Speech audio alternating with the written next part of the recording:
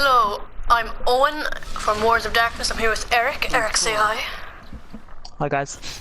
What's up? So basically in this video we're going to be talking about Destiny 2, the whole game. We're going to be going over the campaign, then the Crucible, and the characters, you know, the new subclasses, and the whole shabooty booty.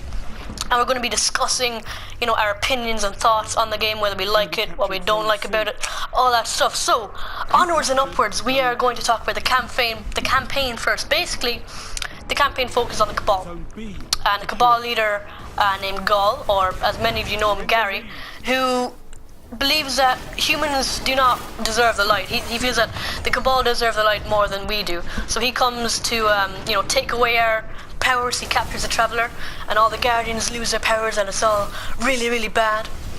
And our mission, is to reclaim our light and fight back and get our home back, because he took it because he's a dick. And that's basically it. We just fight against Cabal again to take back our home. Now, Eric, what do you think about this campaign? Do you think it's good? Do you think it's bad? What do you like? What do you don't like about it? Give me the whole story. Wow. It sounds good.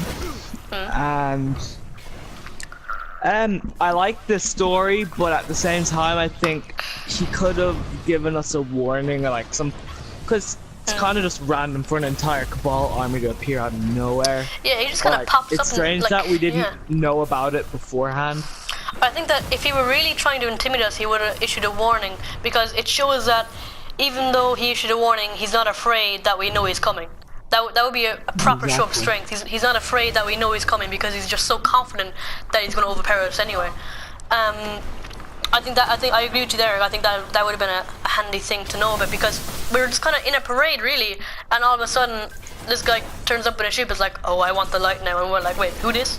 So I think a warning would have been, it would have been much appreciated. But as well as him coming and capturing our home, the Vanguard is scattered. Zavala goes to Zavala goes to Titan, a planet for Titans, basically kind of their home sacred area. I didn't realize that now. Very aptly named, yeah. Kay goes to Io, the hunter planet, basically, and Corey goes to Nessus, which is a really cool planet, and Eric is in love with the planet. Am I right in saying that, Eric? Too much. It's just, it looks so nice. It's beautiful. It is beautiful. I will agree with you there. But back to the campaign. What I liked about the Destiny 1 campaign is that there was a really diverse, you know, we got to see loads of aliens. But what I didn't like about it at the same time is that we didn't get to see enough of the Cabal, I guess. Because it was mainly focused on the Vex, and the Fall and the Hive were at the start, and then the Vex were kind of the whole kind of ending, and the Cabal were just there. They were just on the planet they were just on Mars, and they weren't really doing anything. And I think it's good that Bungie made this campaign about them, because we get to dive deeper into the lore of the Cabal, you know.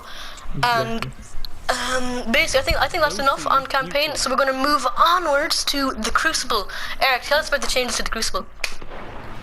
Well, they're changing it from your regular 6v6 to a 4v4. I cry every time. Well, first of all, I don't like it. I don't like it either, because what I like about the Destiny 1 Crucible, is it's not chaotic, but it's not boring either. That 6v6 is the middle ground between chaotic and boring. It's just a nice little grey area in between those two, where it's perfect. You know, that's what I love about, you know, the Clash and Rift and Control, is just 6v6 is perfect. But now they've taken that away. I fear that Crucible is going to become slower, and I don't like that.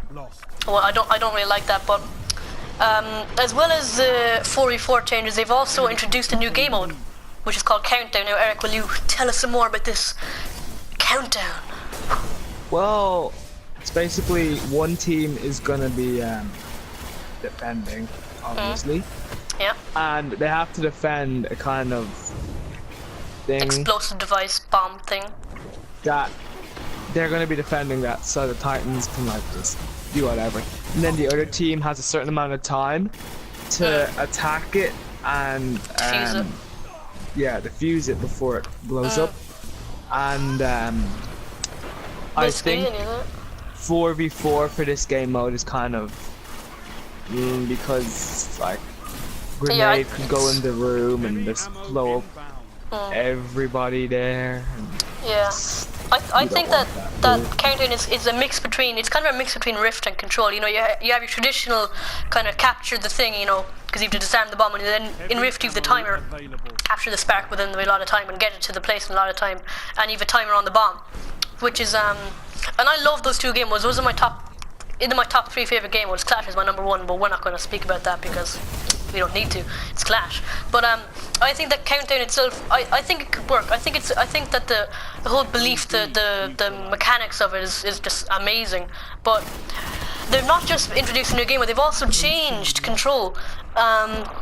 They've made A and C, when you load into the game already, A and C are already captured, which I think is amazing, because there was always that point at the start of the game in Control where it was when no one got any kills, they were just on the zone capturing it, you know. And now that that's eliminated, everyone's going to rush to B, and it's going to be like chaotic. And I love that about Destiny. I love the chaos. I love I love just everyone being in a tight area, everyone just killing whoever the best prevails, you know. And what I also love about the change to Control is that in Destiny 1 they had the neutralizing and then capturing the zone. They've taken out the neutralizing for Destiny 2, and I am in love with that change, because it means that the time you get on the zone and the time you get to capture the zone is much shorter, enabling us to, you know, go out and get more kills. And I really thought that in Destiny 1 that was a major issue, is that it would Control, although I loved it, it was a bit slow for me. And now that they've eliminated the whole neutralizing thing and added in the A and C already captured at the start, I think that Control is going to be up there, maybe even the best game mode in Destiny 2. Eric, what are your thoughts on the changes to Control? Well, I like that they are making it a lot faster paced, because for me, Control games, like, they lasted too long, and I was kind of just like, well, I'm obviously just gonna run around and try to take the points, but then like, it kind of got boring about halfway through the game. I was like, okay, I'm doing this, but, you know, yeah, it got very repetitive, you know. Yeah, there's not much happening other than that. But then with the new thing, everybody's going to try to get to B, or maybe there's going to be just certain people that will try to sneak around to the enemy's flag, and you don't have to like stand around for like 5 seconds, just wait to capture your flag. So I think they're improving it a lot by changing that, to be honest. I honestly would prefer it to be like this.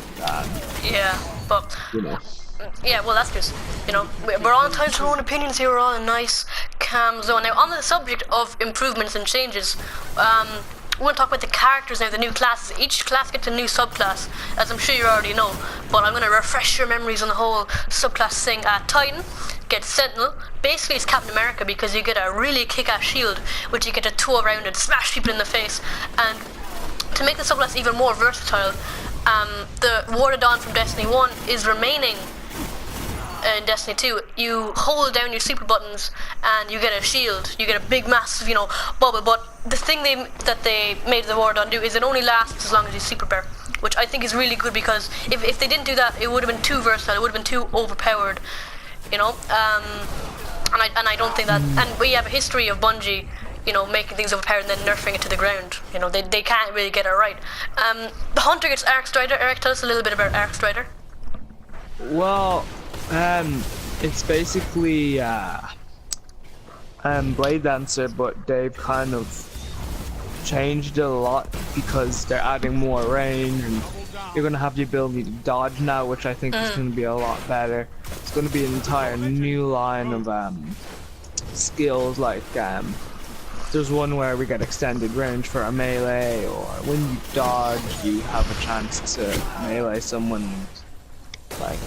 Or in the super, for example, there's one where if you dodge an attack and you hit them, it will count as 2 hits, so basically an insta-kill with your super. And I think they've made all the 3 subclasses great counters to each other. Yeah. Because the Sentinel and the Blade will be fighting, while the Arc Strider can just jump up and... Yeah, you know. I mean, when I first saw Arc Strider, I thought it was just a rip-off of Arc Blade, and I wasn't too interested in it. But when I saw the actual gameplay of it, I thought this is a really good... Oh yeah, I mean, I'm sure that everyone thought it was just a rip-off, but when I actually saw gameplay of it, I was like, whoa, this is pretty good. When I saw Riptides, when I saw the Arc Strider take out the Sentinel, I shed a tear, but I also thought that's a very good super. It's a very threatening super. Speaking of threatening supers, Eric, tell us about Dawnblade. What is Dawnblade? So it's basically the Warlock's replacement of Sunsinger, and instead of their nice self-res and grenade spamming, they can now take to the skies, unleash a flaming sword, and basically rain fire upon their enemies from below, or they can shoot fire from the ground. It's their choice. It's basically It's I think it's the Warlock's version of Hammer Soul. It's a very powerful, fiery sword-throwing super, which I cannot wait to play. I think in the beta, I'm gonna mainly focus on Sentinel, but I'm also gonna try to play Dawnblade and Axe Strider because all these subclasses are amazing. Everything's amazing in Destiny 2. I just think the beta can't come close enough. You know, Destiny 2 sounds like a really good game and a chance to improve on some of the annoying, Destiny 1 problems.